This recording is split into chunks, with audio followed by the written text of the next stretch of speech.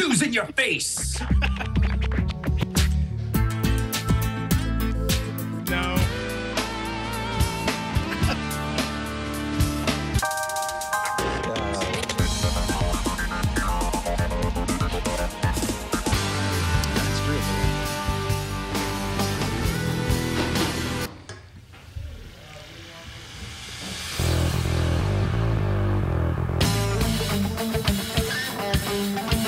Yes, Joseph, this is all Alex making these noises, Winslow style. Yeah. This is all Alex playing his axe.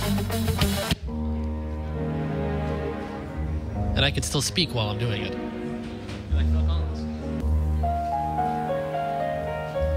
See you Sunday? This All right. is the saddest news story of all time. What's Duke Nukem what's Forever. happening? Dreadful news today. What's going on? We're looking for some production music for something? Huh? Production music for something? Yeah, we just need a little news drop because we talk about how it always seems so empty. We say, now the news. Oh. I like the ones that... These are just samples, so or what came with it, so whatever. Yeah, what was that funky little bass line thing? Yeah, go back. That kind of Space Jam. No, the one you just played. No, right... yeah, it was like a slow Space Jam. Not that. No. Before. No. Before. Yes. Yeah. I like Now that. it's time for the news. News time. Yeah, I like that with the bass. That was good.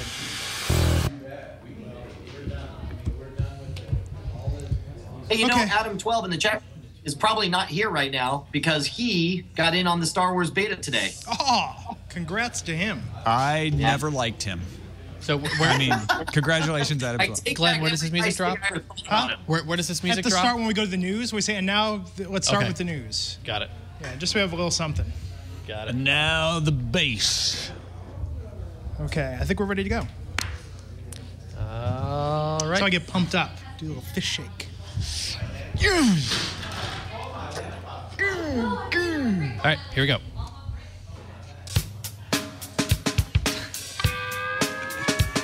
It's time for At the Controls. Take it away, Glenn Rubenstein. What's up, everybody? Welcome to At the Controls. This is release candidate number 14 of the TWiT video game show. Wait, release candidate number. It's the first Well, release it's the first candidate. release candidate, but it says RC14 But on it's the screen. 14th release. It's the 14th release. Got it. It's Okay. a release candidate. It's all very confusing. It'd with be the too numbers. confusing if we reset the numbers again. Yeah, so we're just going with 14. It's All right, RC14, yo. I am Royal indeed crown. Glenn Rubenstein.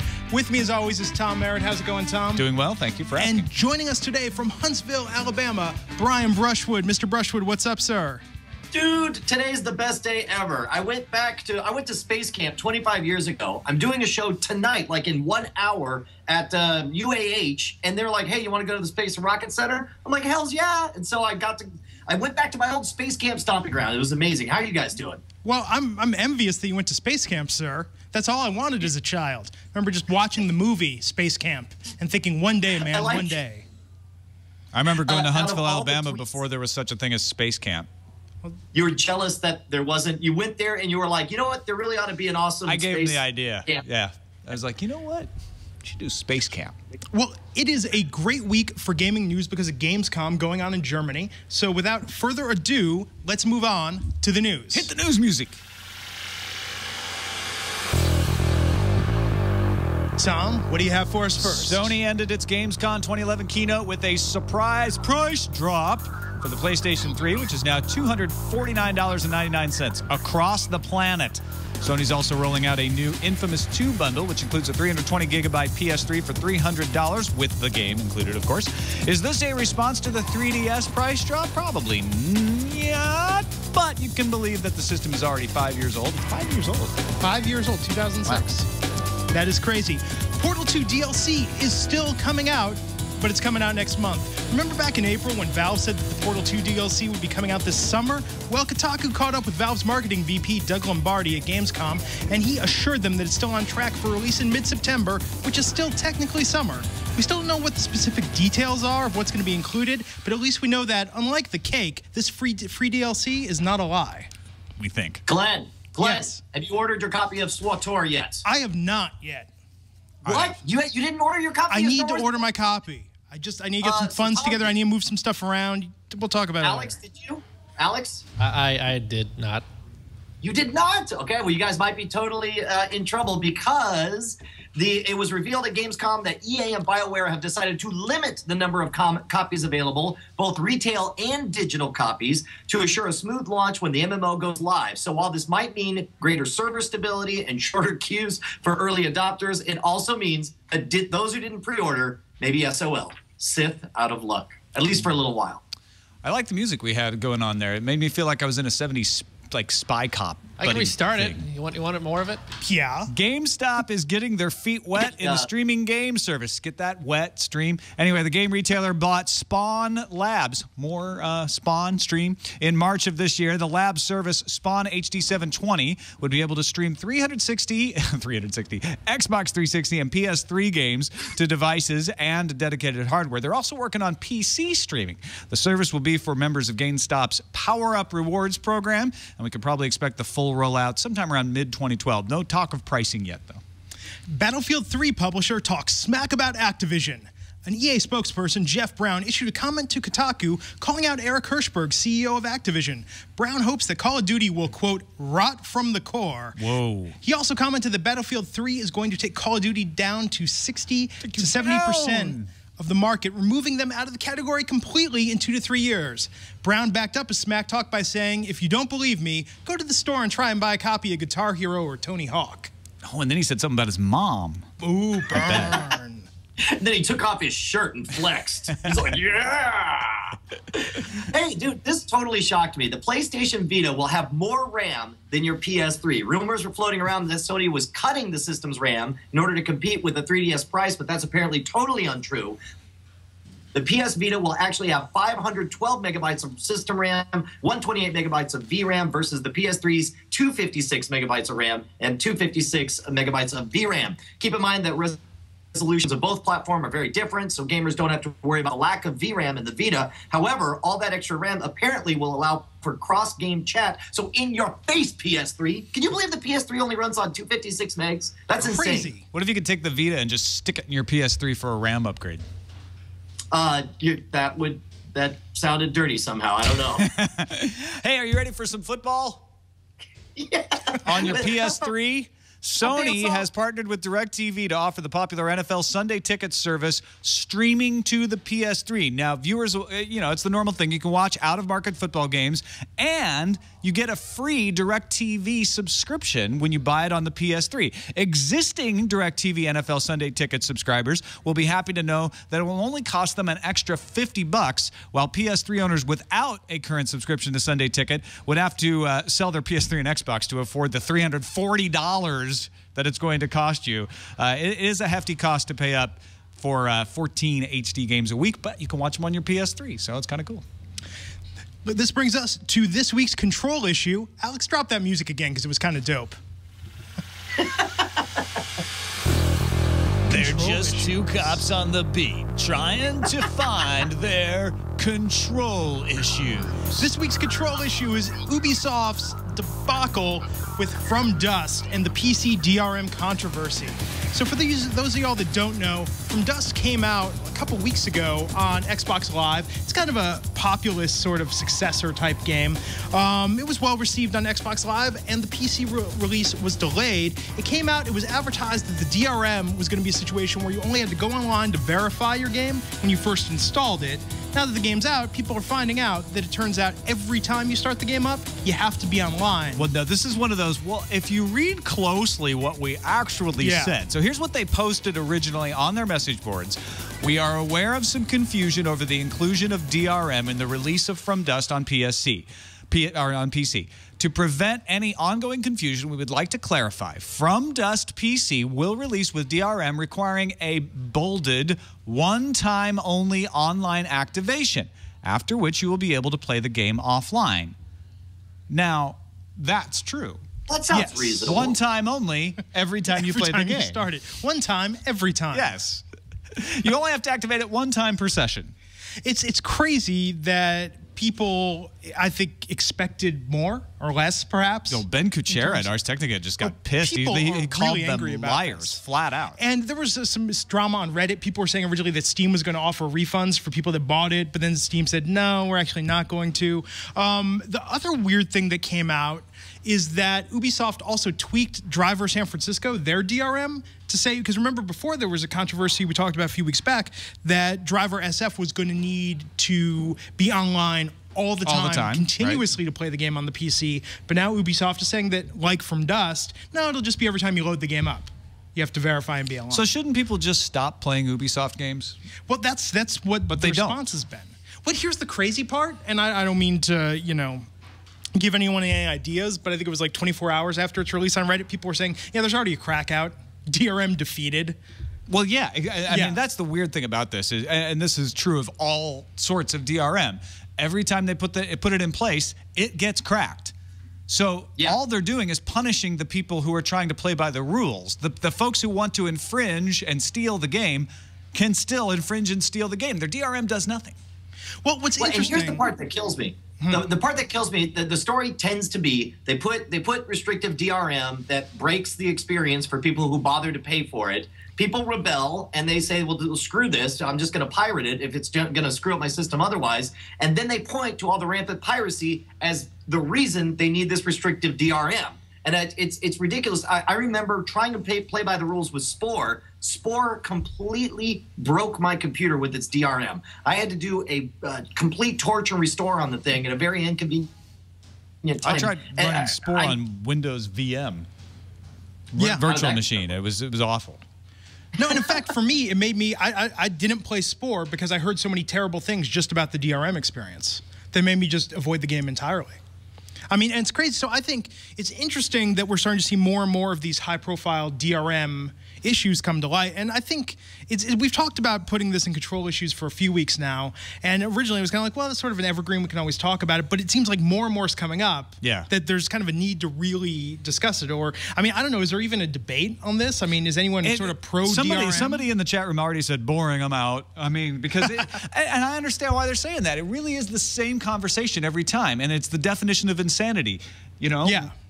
Every time. Ubisoft is the worst offender, but they're not the only offender, which is, oh, people are pirating the game. Let's put DRM on it. Oh, it offended everyone. Oh, it got cracked. Oh, there's still piracy. I mean is this one of those things where it's like the I can't help but think of The Wire, where it's like everybody knows the system is broken, but drug dealers got a deal on the corners, cops got to bust the drug dealers, and nothing changes. They willfully ignore the fact that it's like, oh, we have to pretend like DRM is going to stop the piracy. Then the pirates crack it, and it just keeps on going in a circle. Here's I thought was actually an interesting argument that someone posted on Reddit. Now, of course, it was from a temp account, and they said that they used to work for a game company. But they're saying that DRM is, and I'll just read this verbatim because I thought it made the point. DRM is not there to stop you, and by you it means the hardcore gamer. It's not there to stop the pirates. The DRM is there to stop 14-year-old Bobby from sharing his game with Tommy down the street. Tommy plays the game, tries to copy it, it doesn't work, and he begs his mom for it, another sale. So it's talking about the idea is essentially to stop casual piracy because they know they're never going to be able to thwart the hardcore pirates. Again, there was a crack out within 24 hours of From Dust release. Hardcore gamers that buy the game just sort of grin and bear it. They deal with this all the time. I have never seen a study that shows that imposing DRM has any significant increase to the sales. Yeah. And maybe it's been done, and I just haven't seen it. But it does not seem to do anything but frustrate and inflame the audience. But at the same time, like I said earlier, people still buy Ubisoft games as much as they cry and complain about them. Well, and the thing is, we talked about this on Twitter a few weeks ago, and Jason French from EA Sports mentioned we were talking about the old copy protection with the code breaker keys that you had to use. The red. And he was saying, that they would just disassemble it, Xerox it, and then make another another cipher key to crack DRM. I mean, people find ways around it, and I think that it's here to stay. It's annoying. It's frustrating, and I would say that, well, console gamers don't have to deal with this so much, but console gamers get screwed in completely different ways. Yes, exactly. You know, like now with this like online play pass that you have to get to throw out used game sales. So pretty much, I feel like we're all being oppressed in some way by the business. It's just, you know, whether you're console or PC, it's just different manners. So why don't people just stop buying the games? There's lots of free games out there. There's lots of open source games. They may not be as good, but they're good. The fact of the matter is, the reason this stuff keeps happening is because people keep funding it. So what we're telling you all is don't buy anything ever. No, I'm not saying that. I'm not even advocating a position. I'm just saying, like, everyone gets angry, but it obviously economically works, right? Because the Ubisoft is still in business. It's still making money. Until the gamers revolt, until people rise up. Looking at right now in the chat room, they point out that Notch, of course, creator of Minecraft, says this is his stance on piracy. He was replying to someone else and says, "I hope you like it. I'd prefer if you bought it, but I haven't lost a single dollar from you downloading it." And that's the truth of it. I mean, it's tough to say. I mean, people should get paid for their work, but it's whatever we're doing now is so hopelessly broken. And at this point, it's like you guys said, it's a completely boring conversation because nothing has changed in the last 2 decades. With Minecraft, he can do that because he's his own boss.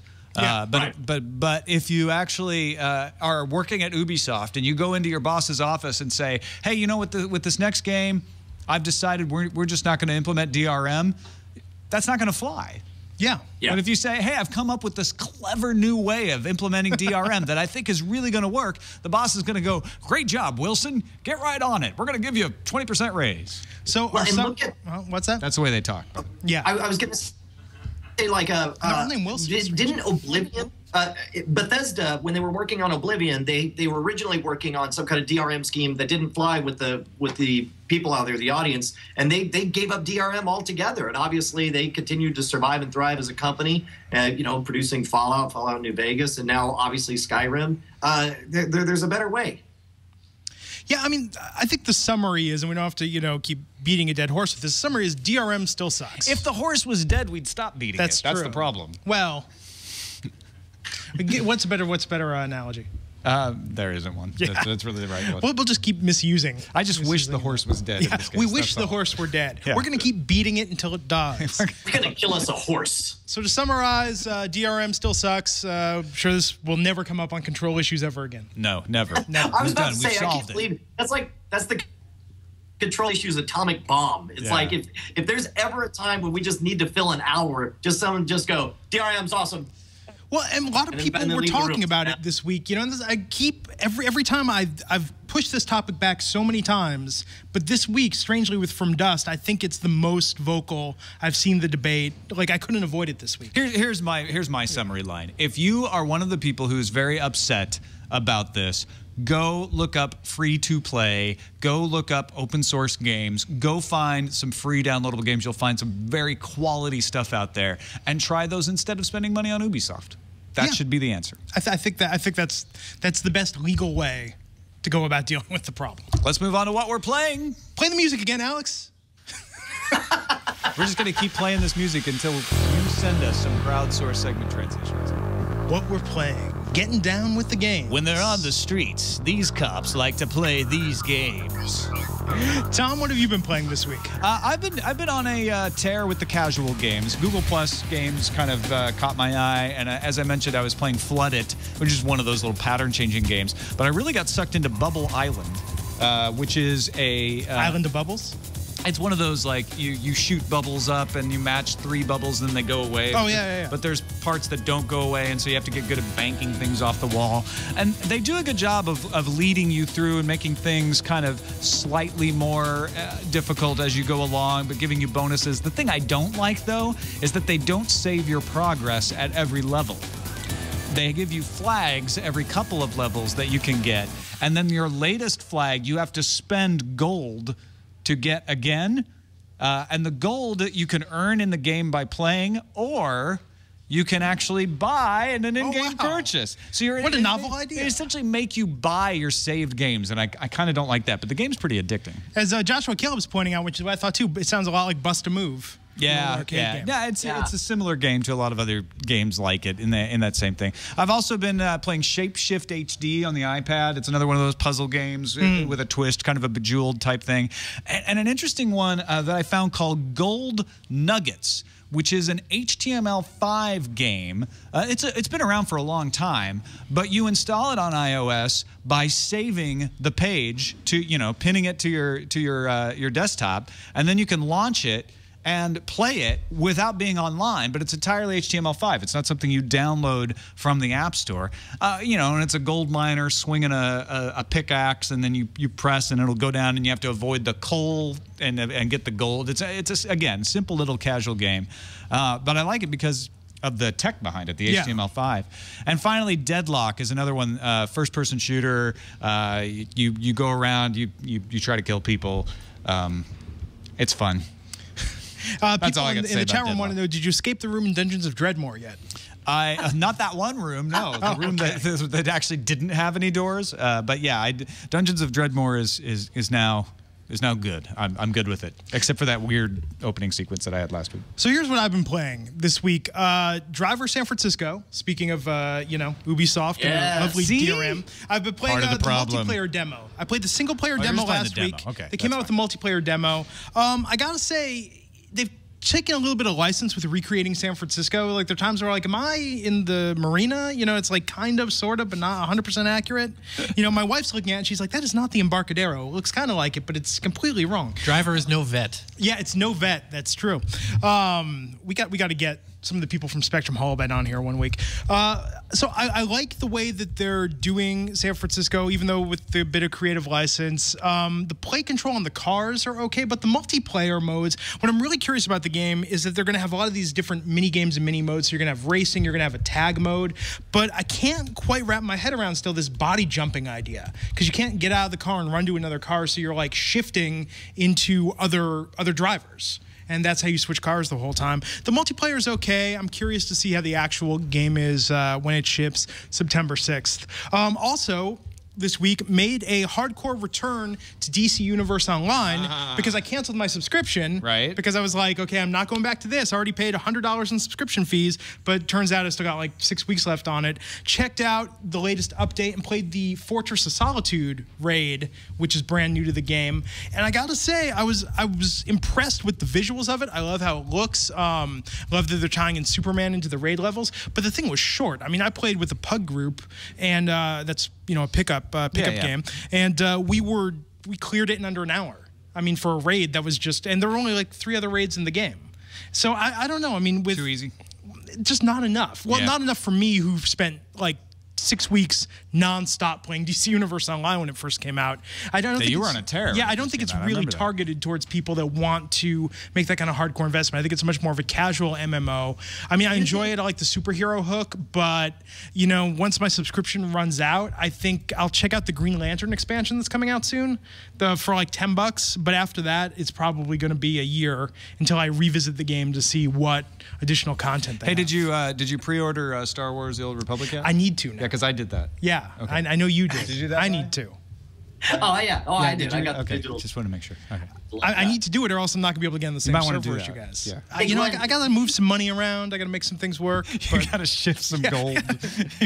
you got some investments. I got to cash out. No, I just need to get. I have Amazon credit left over. I just need to actually break down and order it, which is the thing. It's the thing. I think about ordering stuff a lot, and then to break down. Like I ordered Deus Ex. So I'll have that when it comes out next week.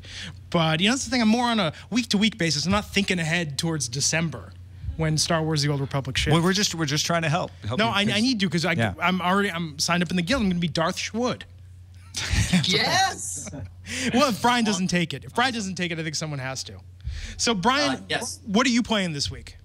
Dude, I don't know if it's just Star Wars MMO fever that I've got, but I went back and I reactivated my account for City of Heroes, and it was an amazing experience because I had only gotten up to like level 40 in the game anyway. But when I went back to activate it, it said, Electronome last played 1,140 days ago. And so it's like I go back out in the world and I'm sort of getting my bearings, and I remember a lot of what I'm seeing. But then I joined a pickup group, and they're like, Yeah, and they're talking about, they're like, do you have this enhancement or this deal? And I'm like, I have no idea what you're talking about. It's been 1,140 days since I last played. And then they kind of walked me along. But once I got to the battle, I knew exactly what to do. And I realized that in an awesome way, I got the genuine Captain America experience. Because I used to know what was going on in Paragon City. Then I got frozen in ice for 3 years. I got unlocked. I had no idea what had happened to the world. But when it came to fighting, I knew how to kick ass. And it was a blast. So I'm going to give myself 1 month of City of Heroes before I drop it and wait patiently to jump into Star Wars: The Old Republic. That is one of the cool things about MMOs is that you've always got those hardcore gamers in there who are willing to help you out. They're not just going to like make fun of you. They're going to be like, "Oh, hey, do you have this? Can I help you out?" City of Heroes looks really good. These are the new graphical updates they've done on it. I haven't loaded up City of Heroes since like 2005. Yeah, no, they've enhanced a lot of things, and I noticed that they've also changed some of the aspects as far as death and debt, and there's benefit, like I believe you get accelerated XP for however long you were logged off for, and it's awesome. I really enjoyed it. I forgot how good a game it is and how well it stood up to the years. But also, I ran across, and I forget who forwarded me the article, but there's a game that is essentially a crash course in philosophy disguised as a novel platformer with a board game boss element to it. Tell me which more. Sounds insane. It's called The End, and if you go to playtheend.com/game, you can play the game, or you can watch the orientation video. The platformer has this awesome kind of, you switch to shadow mode where shadows become physical objects that you could jump off of, but then when you get into the light, you lose that ability. But then when you finish, each time you're faced with a choice. Do you want to live forever? If you took your brain out of your body and put it in a robot body, are you the same person? And you answer these series of yes/no questions, and as you answer it, it builds a personality map describing what your beliefs are about mortality and is it important to have kids, this kind of thing. Which that alone is cool. But then if you use Facebook, it'll collect 19 death objects. This looks nuts. If you link it to Facebook, it will actually compare your death map to the death maps of your buddies, so you can see where you philosophically fall down. And it's like, it'll say like other people like you. It'll be like Ayn Rand or Einstein or Mary Shelley or it's. Do you only get the comparisons to philosophers if you link it to Facebook, or do you get that anyway? No, you get that. The only thing you get by linking it to Facebook is that you get to compare it with your friends on Facebook. Outside of that, you still build your own map, and you want to give an email so that you log in and you can play through everything and build your map over time. But then they also have challenges, so you want to go back.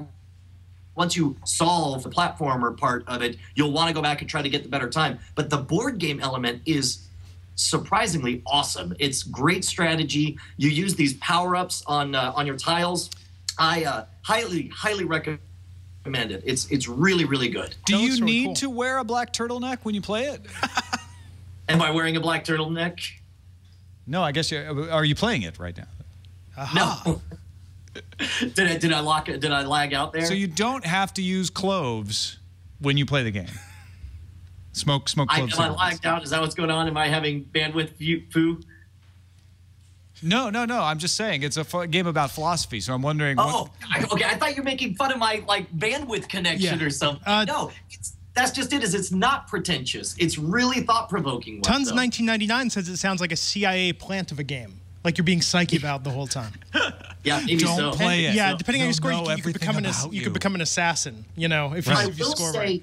I will say that I've had some bugginess issues with it because it plays in browser, and I've had to restart it a few times. Like there was this one sound artifact that kept looping, and I had to restart it to get it to work. It's a little bit glitchy in that way, but it's worth working through. Definitely let me know if you guys like it as much as I do. I am going to play this. No, this I'm is definitely absolutely gonna check it out. Fantastic. I love the idea of it. And people in the chat room reminded me Rage HD came out. Oh, right. Yeah. I'm downloading that for the iPhone right now. It's the HD version of Rage, which was already out for iOS a long time ago. And it's free. And looks awesome. I forgot. I did download it, but I haven't started playing it yet. So I'm not quite there yet. but I'm going to check it out. Not to be confused with Rage's Paycheck, as Easy Smoke is that asking. one is not yet available. Not yet available, on but when iOS. it is, Game of the Year. Yeah, absolutely.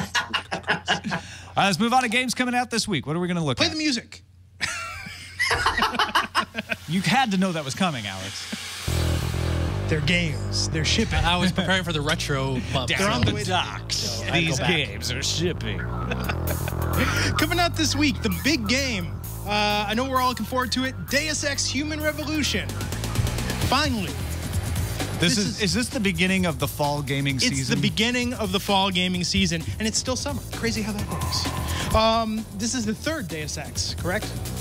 Brian, you're more. What's that? Yes. I'm sorry, I wasn't listening.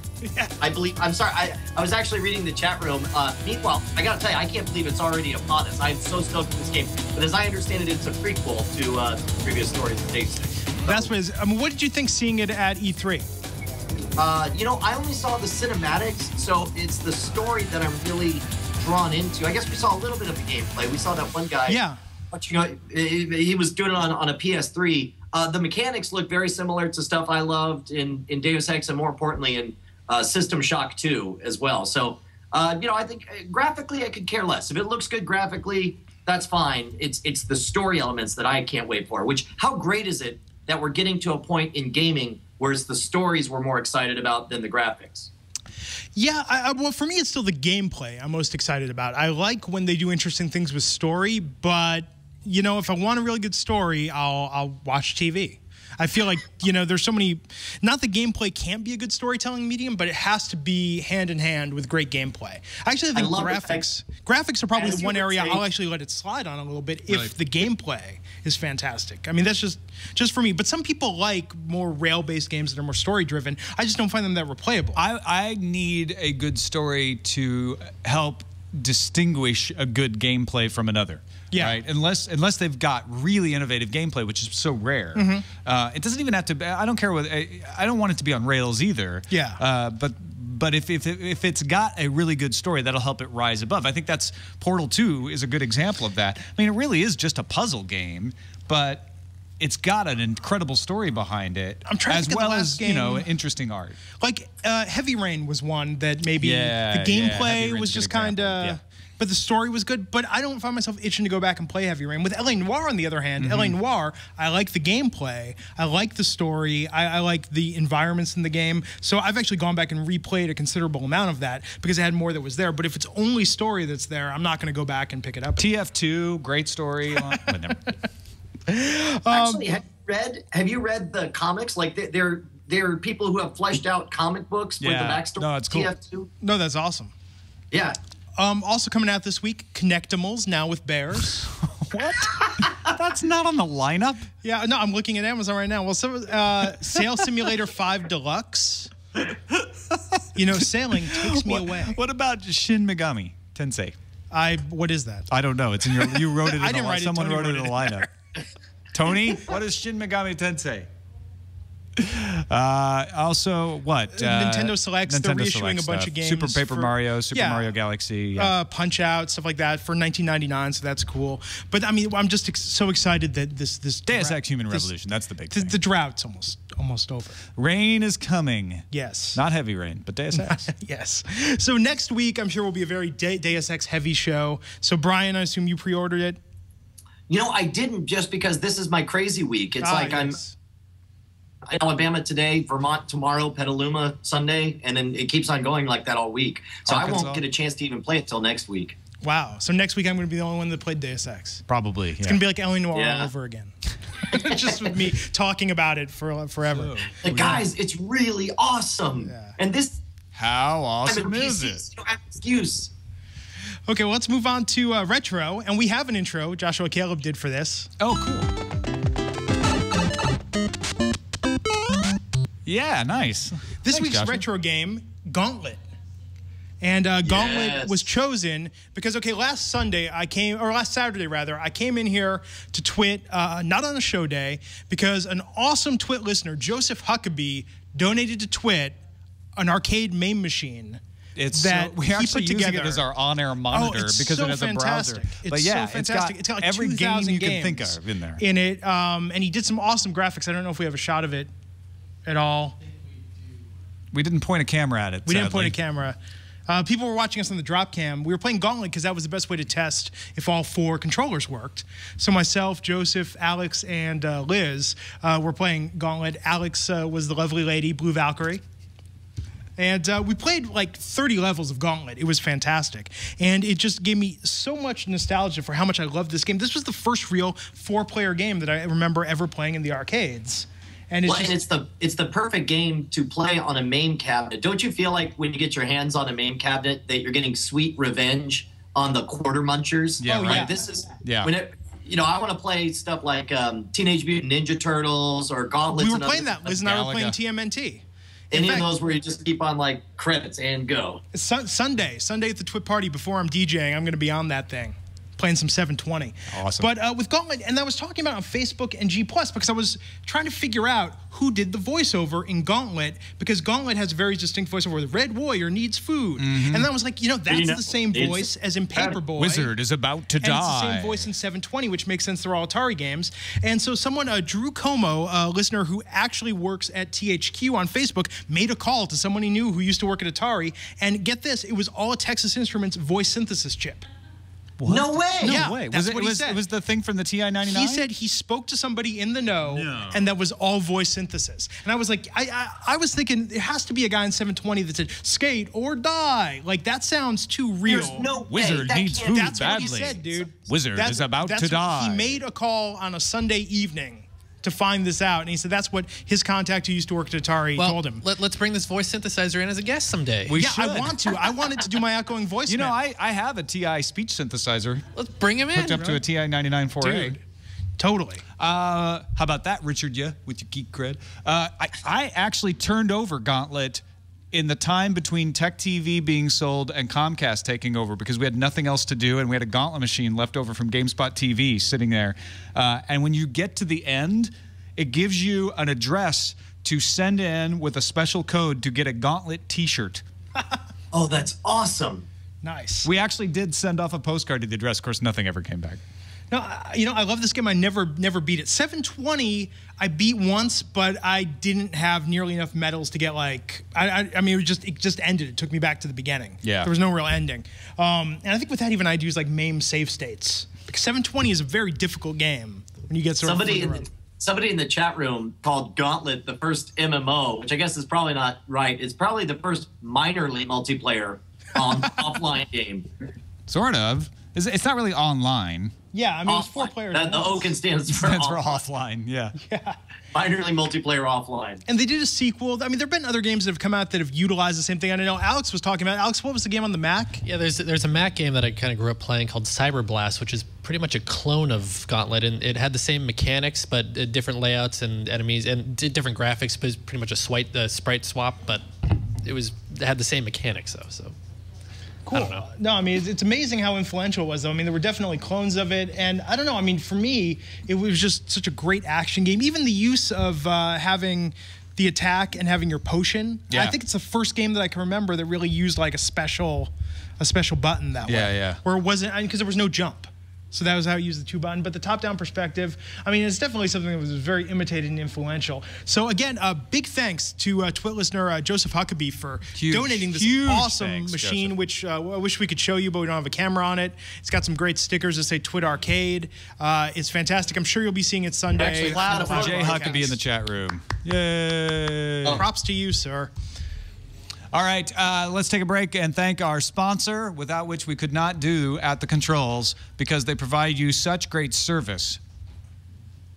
Sponsor. Yep, sponsor with credit code SPONSOR. And actually, we do. We don't have to I meant this one. That's news theme. I recognize that. It's time for Random Awesome of the Week, actually. Which we have an intro for. There's the TWiT Arcade, by the way. Everybody's a winner. We have approval not from Scott Fletcher, but from Scott Johnson to use that. Yeah. Random Awesome this week. Saw it today on Reddit. Just was uploaded recently. Someone did a harp tribute to Monkey Island. It's got the Monkey Island theme played on a harp. Let's just play a little bit of it for the whole thing. Oh, so not like drinking, harp or pouring out a little harp. but playing the harp. I have Monkey Island on my MacBook Pro because it was one of the Mac Heist things a while back.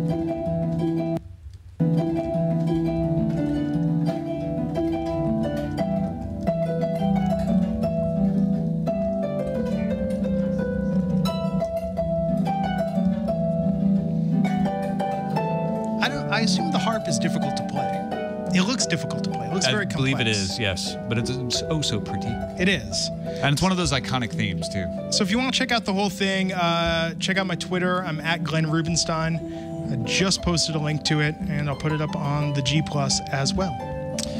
Shall we move on to... We have a shot of the arcade machine now. Oh, we do. All right. It's kind of dark, but there it is. Oh, there we go. That's Liz down there in the silhouette of a head playing X-Men Children of the Atom. I have this at home. She has this at home? Why are you playing that here? Then pick something you don't have at home. Well, because I'm so sad. Play Gauntlet. It's like, it makes you feel like you're at home. Ah, I see. Fine. All right, time for feedback. Feedback. We have just been getting bombarded. Brian's gotten emails. I've gotten personal emails. I don't know how you people even get my address. People hitting me up on Twitter. People hitting us up at twitgameshow@gmail.com. People leaving notes in your safety deposit box. It's crazy. People saying, dude, when's the show going to be out of beta? When can I download At the Controls on iTunes? When can I subscribe? I'm at work. I can't watch YouTube videos at work. Good news. We're out of beta today. We're a release candidate. Release candidate, but with a caveat that it's really still just the same as being in beta, but with a different name. I mean, we're definitely feeling like we're there. However, just with the studio move and whatnot, just now the steps are being taken to do all the things to go from beta phase to real show phase, to get whatever artwork we need, to get up on iTunes, to get the sponsors lined up. So it's a good news, bad news situation. The good news is we're ready to make the jump. The bad news is the tentative date's looking closer to Q4, which not that far away, but we're still going to be here every Friday at 4 p.m. doing At the Controls because, you know, we're on a roll right now. Why stop? But before you can get us on iTunes and we're going to quote-unquote official, it's still going to be a couple weeks. I think what Glenn's trying to say is these points of data make a beautiful line. We're out of beta. We're releasing on time. Yes. So that's the update. People could stop bombarding us now. I know people are like aggressive about it. Like, release the damn show already. Well, because they want to get it as a podcast. I understand. And isn't there something to convert YouTube videos to MP3? Of course. There's always all you have to do is. but they want the real thing. Yeah, I know. So that's what's up. People keep sending emails about it. You can send us emails about other stuff. We love feedback. TwitGameShow@gmail.com. Next week, Alex is being sent on a secret mission to the Penny Arcade Expo. PAX Prime up in Seattle, right, Alex? That's right, Tom. So Tony Wang, our producer, will also be our technical director next week. And it's on. Oh, yeah. Tony's going to play that music for the news. Every time we tell it. It'll be fantastic. So cool. We're coming in a little under, but I think that hits just about everything we want to talk about this week. Yeah, we didn't do a long sponsor read. You know, it's part of it is just the unreliability of this connection. I didn't want to get halfway through selling the bit and then be all like, "Here, you guys talking about something else." Yeah. See, you're doing it again. You're killing me. All right, get out of here. Okay, well, thanks everyone for tuning in to yet another beta episode of At the Controls. We'll be back next Friday, 4 p.m. on TWiT. In the meantime, you can hit me up on Twitter. I am at Glenn Rubenstein. And I guess then until next time, on behalf of myself, Tom Merritt, and Brian Brushwood, I'd like to remind you that time enjoyed is never time wasted, especially when you're at the controls. See you next Friday.